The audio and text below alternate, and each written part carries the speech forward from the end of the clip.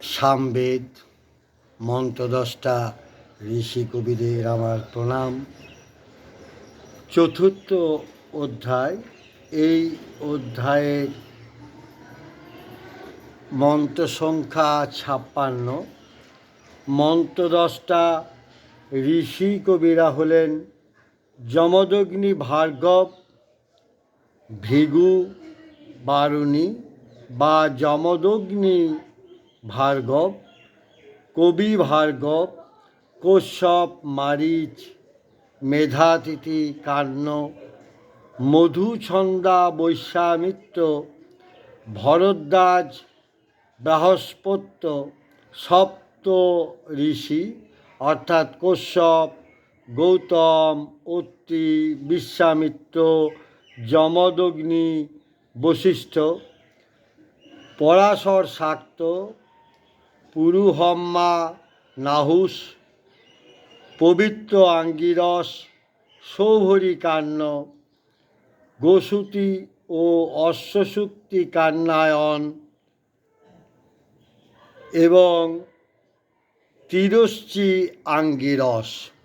19 জন ঋষি কবিরা 56টি মন্ত্র লিখেছেন। সেখান থেকে আমি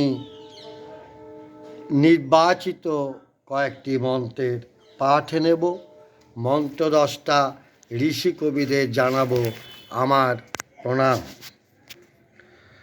প্রথম খণ্ড 830।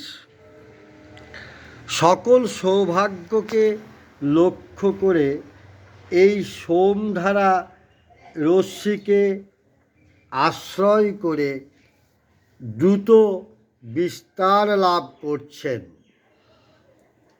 836।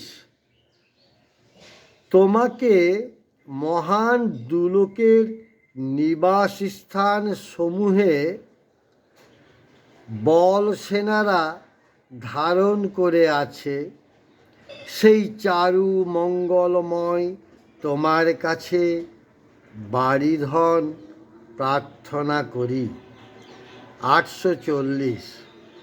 সকলের জন্যই সূর্য দর্শনের নিমিত্ত তিনি ক্ষিপ্রতার সঙ্গে অন্তরিক্ষে গমনকারী, জলের রক্ষাকারী, সকলের পক্ষে সমানভাবে জল বিতরণকারী। 842।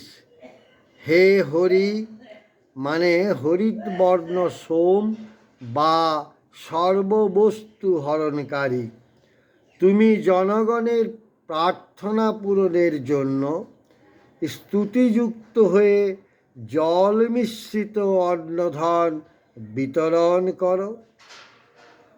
পূর্ব চতুর্থ অধ্যায়ের দ্বিতীয় খণ্ডের নির্বাচিত কয়েকটি মন্ত্রের বাংলা অনুবাদ। 844।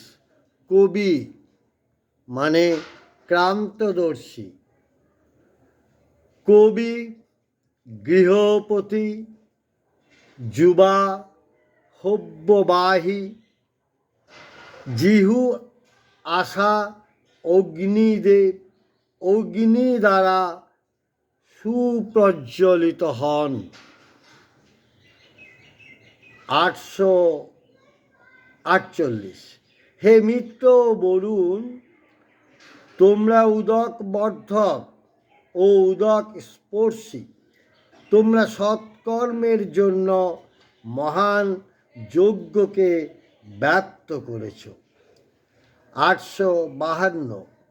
হে ইন্দ্র, বায়ুগণের সঙ্গ থেকে অন্ধকার রূপ গুহাতে অবস্থিত রশ্মিগণকে উদ্ধার করলে, অর্থাৎ প্রাণবায়ুদের সঙ্গে মিলিত থেকে রাত্রি অবসানে তুমি পুনরায় উদিত হলে।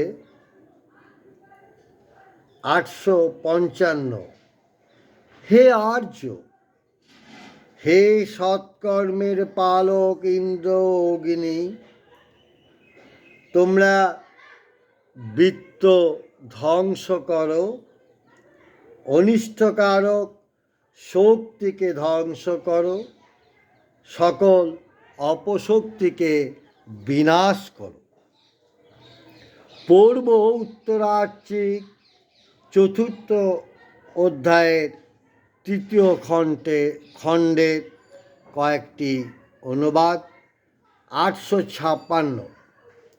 সূর্যের জন্য ঊর্ধ্বাকাশে অবস্থিত, মনের অভিলাষ পূর্ণকারী, আনন্দদায়ক, মধুক্ষরণকারী, আয়ুষ্কারক সোম রাশি আনন্দধারা ক্ষরণ করছেন।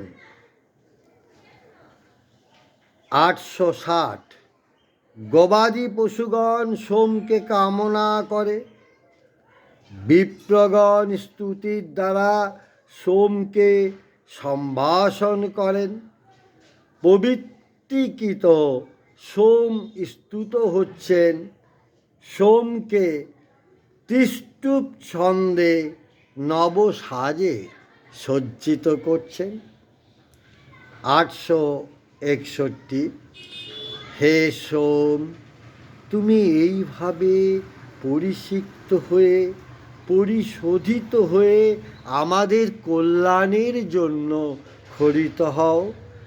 অতিমত্ত হয়ে ইন্দ্রের মধ্যে প্রবেশ করো, বাক্যকে বিস্তৃত করো, প্রজ্ঞাকে সৃষ্টি করো। মন্ত্র 10টা ঋষি কবিদের আমার প্রণাম।